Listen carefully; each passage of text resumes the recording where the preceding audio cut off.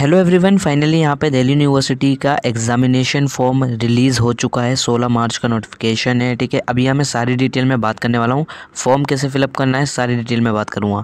तो सबसे पहले अगर आप रेगुलर स्टूडेंट हो और एनसी वेब से बिलोंग करते हो, यूजी कोर्सेज है आपका, बीए बीकॉम बीएससी है, तो यहाँ पे अगर आप लोगों का एग्ज़ाम है 2nd semester, 4th semester, 6th semester, 8th semester और 10th सेमेस्टर के अगर आपके एग्ज़ाम है तो आपको यहाँ पे फॉर्म फिलअप करना है, ये ध्यान रखना। और ये जो फॉर्म ओपन हुआ है, जिन्होंने नेप 2022 में 23 में एडमिशन लिया, बेसिकली सबके लिए ओपन हुआ है। ठीक है, और जो जिनकी 2019 में जिन्होंने एडमिशन लिया था, अगर उनकी बैक आ गई तो वो भी फॉर्म फिलअप कर सकते हैं।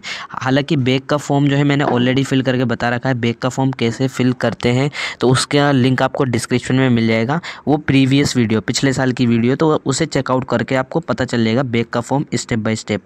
यहाँ पे क्योंकि मैं रेगुलर फॉर्म फिल करके बताऊँगा यहाँ पे। बाकी यहाँ पे आप लोग देख सकते हो, अगर आप लोग एक्स स्टूडेंट है, इम्प्रूवमेंट है, या इसेंशियल रिपीटर है, अगर आपकी बैक वगैरह आई है, या इम्प्रूवमेंट का एग्ज़ाम देना है, या एक्स स्टूडेंट हो, या फिर अगर आप लोग यहाँ पे बेसिकली आपकी ईआर वगैरह इम्प्रूवमेंट वगैरह कुछ नहीं, आपको सिंपल एग्ज़ाम देना है। ठीक है, 2nd सेमेस्टर का या 4th सेमेस्टर का या 6th सेमेस्टर का, तो बेसिकली आपका एग्जामिनेशन फॉर्म की लास्ट डेट यहाँ पे 5 अप्रैल रहने वाली है। सभी एग्जामिनेशन फॉर्म की जो लास्ट डेट है वो 5 अप्रैल 2024 रहने वाली है, 11:55 तक।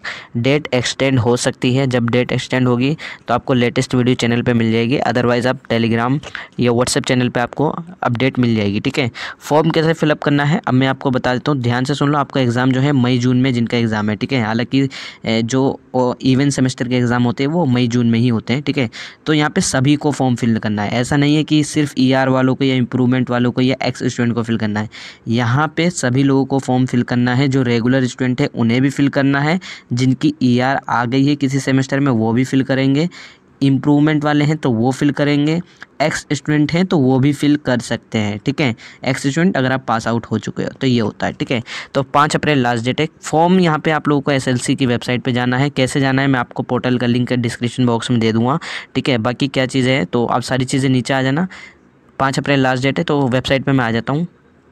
आपका स्टूडेंट पोर्टल है, आप सभी को पता होगा, यहीं से आपका रिजल्ट भी आता है, एग्जामिनेशन फॉर्म भी फिलअप होता है। ठीक है, तो बेसिकली आप सभी लोगों ने रजिस्ट्रेशन ऑलरेडी कर रखा होगा क्योंकि आप लोग 2nd सेमेस्टर वाले हो, इवेंट सेमेस्टर वाले हो। ठीक है, तो यहाँ पे सबसे पहले आपका एनरोलमेंट नंबर, पासवर्ड जो आपने क्रिएट कर रखा है। पासवर्ड भूल जाते हो तो रीसेट पासवर्ड कर सकते हो। ठीक है, तो यहाँ पर मैं सबसे पहले लॉगिन कर लेता हूँ। लॉगिन कर लिया मैंने।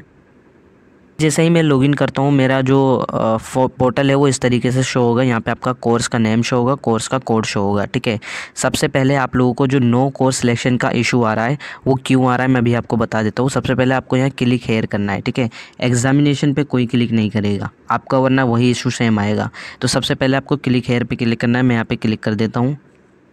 पर्सनल डिटेल ऊपर की हाइड है। ठीक है, जैसे ही मैं क्लिक करता हूँ, देखो अगर आपने अभी तक ABC ID नहीं बनाई है तो ABC ID बना लो।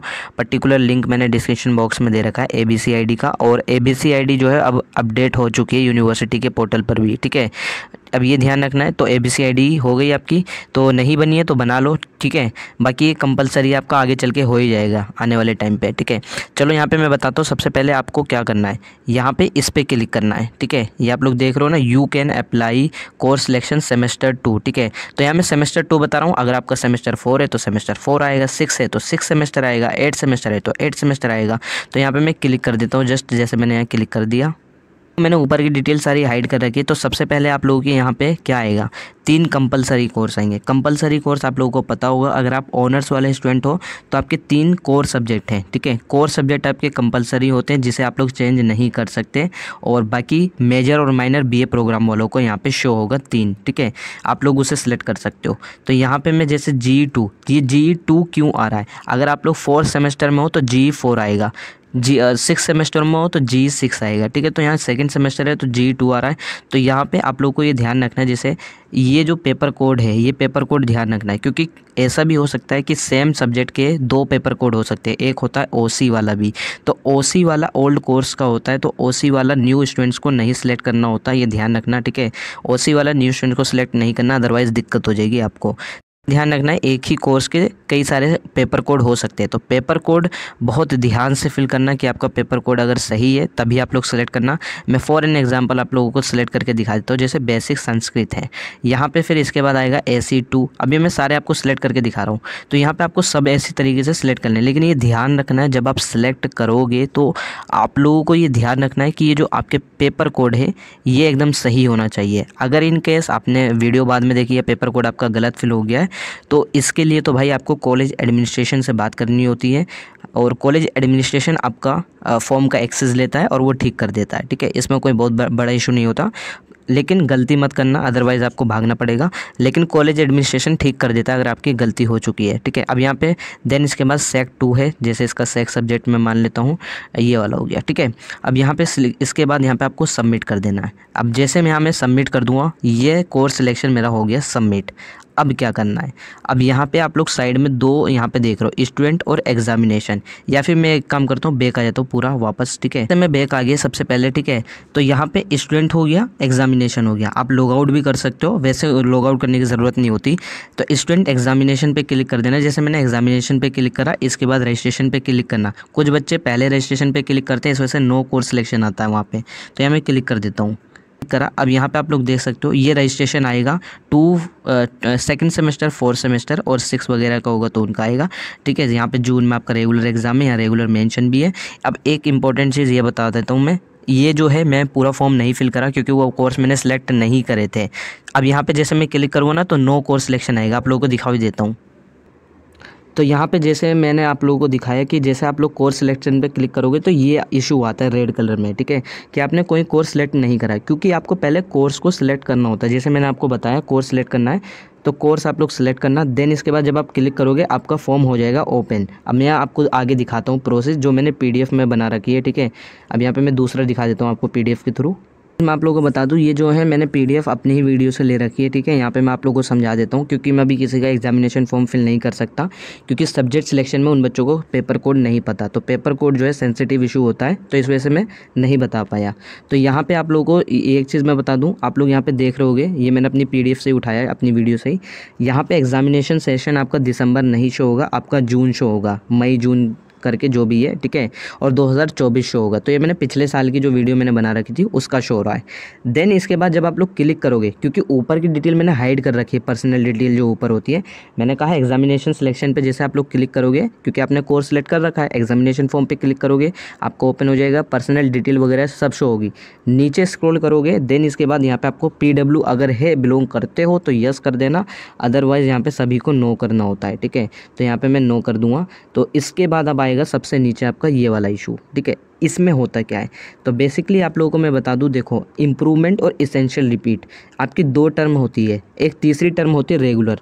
तो देखो अगर आप लोग जैसे फॉर एन एग्जांपल अगर आप सेकंड सेमेस्टर में हो, आपकी बैक वगैरह तो नहीं है अभी, ठीक है, कुछ भी नहीं है, तो आप लोगों को डायरेक्टली यहाँ पे क्लिक करना है सभी को।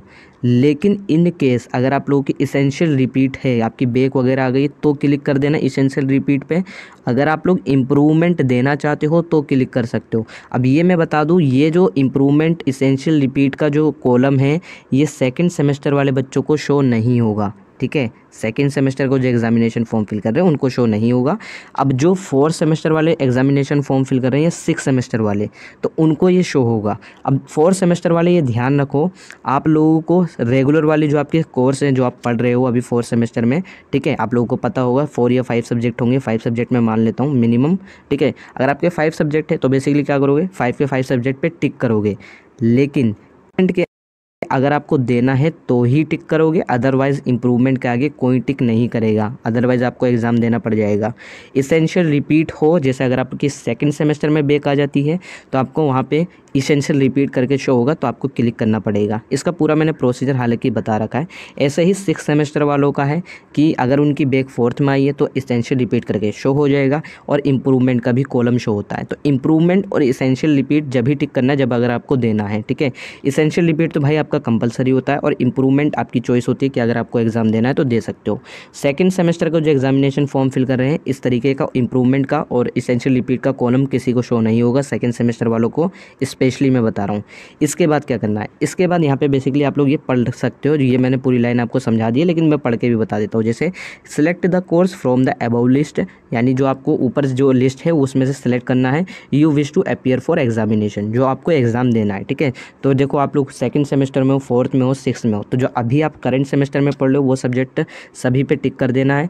अगर आप इंप्रूवमेंट देना चाहते हो तो टिक कर सकते हो, अदरवाइज इंप्रूवमेंट वाला सेक्शन आपको खाली छोड़ देना है, जैसे यहाँ पे मैंने नील छोड़ रखा है, तो इस तरीके से आपको छोड़ देना है। देन इसके बाद यहाँ पे आपको सबमिट करना है। सबमिट करने के बाद आपको बेसिकली पेमेंट करनी होती है। पेमेंट कितनी होती है, देखो हर एग्जामिनेशन फ़ीस अलग अलग होती है क्योंकि प्रैक्टिकल के ऊपर डिपेंड करता है। जैसे साइंस वाले स्टूडेंट्स की प्रैक्टिकल होती है तो प्रैक्टिकल की फ़ीस ज़्यादा हो जाती है। किसी किसी कोर्स की फ़ीस है 600, 700, 800, 1100 तक की भी फ़ीस होती है, यहाँ पे 1500 तक की भी फ़ीस हो सकती है। तो ये एग्जामिनेशन फॉर्म की डिपेंड करती है आपने कौन सा सब्जेक्ट ले रखा है या आपका कौन सा कोर्स है, ठीक है।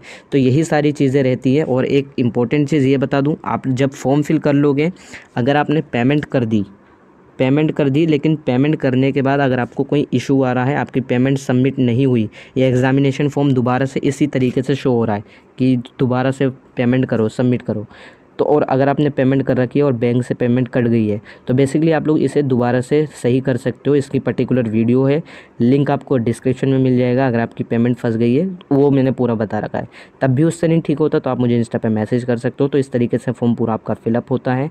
बाकी अगर आप लोग का कोई इशू है, इसेंशियल रिपीट और इंप्रूवमेंट वालों को दोबारा कर रहा हूँ, इनकी पर्टिकुलर पूरी वीडियो बनी हुई है। रेगुलर वालों का फॉर्म मैंने ऑलरेडी बता दिया आपको कैसे फॉर्म फिलअप करना है। और अगर आप लोग की कोई क्वेरी रहती है तो आप मुझे इंस्टा पे व्हाट्सएप पे मैसेज कर सकते हो या इंस्टा पे मैसेज कर सकते हो और व्हाट्सएप चैनल को ज्वाइन कर सकते हो फॉर फर्दर अपडेट्स, ठीक है। और बाकी अगर लास्ट डेट एक्सटेंड होगी तो व्हाट्सएप चैनल पे इंस्टा स्टोरी पर आपको पता चल जाएगा, ठीक है। बाकी आप लोग फॉर्म फिल कर लो।